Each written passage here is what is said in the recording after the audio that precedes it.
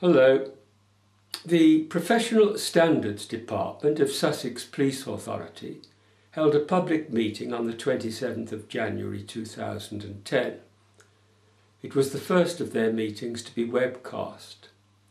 Agenda item 5 dealt with a complaint from a member of the public, and although the title of this video is not strictly accurate because the investigation concerned attendant circumstances rather than the complaint itself, it did mark a step in the right direction.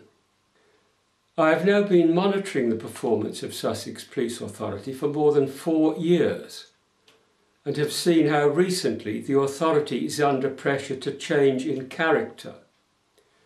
In the past, I considered authority to be no more than a courtesy title, the SPA being more of a Sussex Police support group, or to use a phrase from one of its unelected members, ambassadors for the force.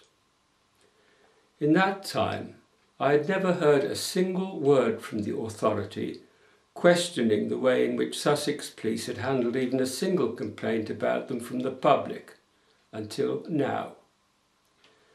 There are 2 agents for change. Last year, Her Majesty's Inspectorate of Constabulary announced that it was to become also Her Majesty's Inspectorate of Police Authorities. Then, in January 2010, the government published amendments to law governing police authorities due to go on the statute book very soon. There is one general requirement and 4 particular ones. Pause the video if you want to read them all. I will read just the last and most important, 2D. 2D. The authority shall intervene in the way the force is responding to a particular issue if it appears to the authority that such an intervention is necessary to ensure that the member of the public in question obtains a satisfactory response. Now let's hear all the contributors to agenda item 5, followed by snippets from agenda item 6 and from a meeting of the full authority. Item number 5, which is the inspection of complaints register. Dan, do you want to start us off with that? This is the Acting Deputy Chief Executive. At the last occasion, we were looking at complaints regarding to young people. And there was one particular area which was issue which was highlighted, which related to an area within Crawley Custody Centre that it appears was not picked up by CCTV cameras. This is Councillor Duncan of the Green Party, who wonders whether, as a result of that being spotted, that anomaly itself is being dealt with, and there will in future not be an area of the custody suite which is out of the camera's range, if you like. The chairman asked if the representative of the administration could explain what had happened subsequently. He wasn't aware that there was a lack of coverage, and we were looking at it in the context of a PSD, looking at it again in the context of a review of their coverage. So no firm answer, but now it's been brought to his attention. He's able to sort of to see whether technically they might be able to address it. Walker is an independent member of the authority. I think that that we really need to continue with this and note that that there is some positive resolution to this and not let it drift. And so certainly by the next meeting, we would all like to be able to hear that the anomaly of the coverage has been resolved. Deputy Chief Constable York speaks for Sussex Police. I think there's a level of proportionality here around what it is that we're seeking to achieve. I'd quite like Chair to be better sighted on this on behalf of the force, rather than trying to commit us into trying to cover absolutely everything for the point of covering absolutely everything, but maybe getting a sense of proportionality of to what the purpose of the cameras isn't to be able to cover every single corner of the cell block, but to catch the majority of the traffic that's going through there, and to be able to assist those prisoners and also the staff who work in there. Bull is an independent member of the authority. He is one of the 3 members of the 8-member committee who actually attended the meeting to inspect the register of complaints. He goes some way to actually explain what they are talking about, but seems wary of being too specific. This related to a complaint that arose of somebody that was taken into custody, and they allege there was an incident. I think whether it was assault or not, but anyhow, it was the complainee said something happened, and it happened to happen in an area between two bits of CCTV coverage. So that was how it runs, and there was, they looked at the CCTV coverage, but there was a blind spot, and that was the bit where the alleged incident took place.